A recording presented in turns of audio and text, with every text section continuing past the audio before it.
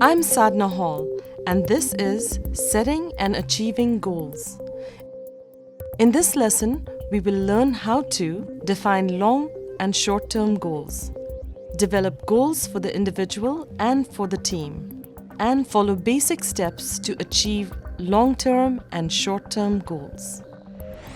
As a leader, you have a vision for what you would like your organization to achieve. Now, to make that vision a reality, you need to start with the end result in mind. Long-term goals give you that general direction towards your vision. Short-term goals or objectives are milestones along the way that motivate you and keep you on track to your long-term goals.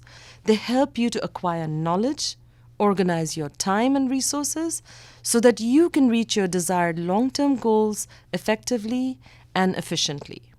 Short-term goals also help you to identify when mid-course corrections are needed in order to make progress towards long-term goals.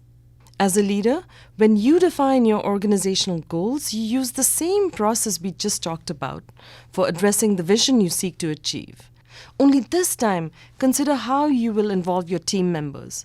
It'll help you to capitalize on your team members' knowledge and capabilities to realize your vision. How do you develop long-term and short-term goals?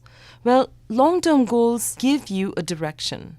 Most leaders have an idea of their long-term goals, but often do not write them down or communicate them verbally so that they can easily be shared with team members who are implementing short-term objectives.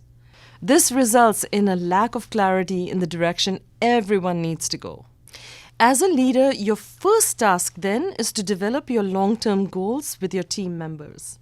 Short-term goals also should be developed with your team members. Short-term goals are SMART. They're specific, they're measurable, they're appropriate, realistic, and time-bound. Now, here are some basic steps to achieve your long-term and corresponding short-term goals. 1. Develop your long-term goals and write them down. Also, write down how you will measure success.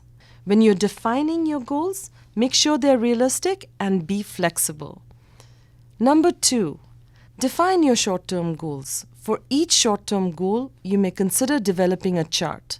Establish who is doing what and by when.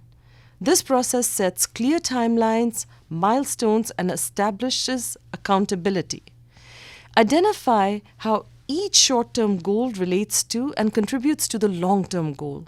Number 3, identify all human, financial, and material resources needed and available. Number 4, have an idea of how you will deal with unexpected challenges and have alternative approaches to reach your short-term goals. Number 5, periodically, when you are implementing short-term goals, step back.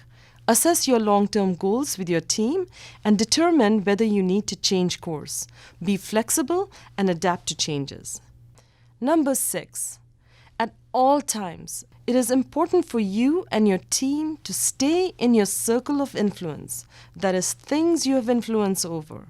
Do not spend your time in your circle of concern, that is, things that concern you but you have no control over.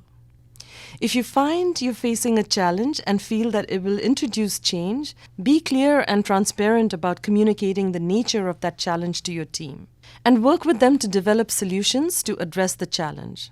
Change is often difficult, so be prepared to support your team members through it. Also, being a leader is a lonely position, but it becomes less isolating when you and your team members share the same vision and work towards addressing the same challenges. Remember, the very act of moving from a vision to a reality can bring out the best in you because it'll give you a sense of purpose and accomplishment. Ultimately, your vision should and will continually evolve into something greater because your learning related to that vision becomes richer and deeper. After you've completed all the units in this course at yali.state.gov, you can test your knowledge and earn a YALI Network certificate.